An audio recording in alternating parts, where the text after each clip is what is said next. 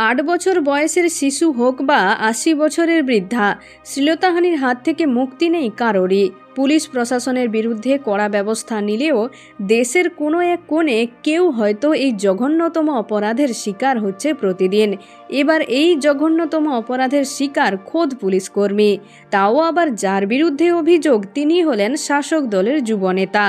এবার এক মহিলা পুলিশকর্মীর শ্লীলতাহানির অভিযোগে দীপ মজুমদার নামে তৃণমূলের এক যুব নেতাকে গ্রেপ্তার করল পুলিশ, যা নিয়ে ইতিমধ্যেই শোরগোল পড়ে গেছে এলাকায়।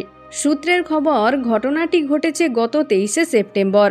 তখন পানিহাটি উৎসব চলছিল, আর সেখানেই আইন শৃঙ্খলা রক্ষার দায়িত্বে থাকা ব্যারাকপুর পুলিশ ব্যাটালিয়নের এক মহিলা পুলিশকর্মীর শ্লীলতাহানি হয় বলে অভিযোগ ওঠে।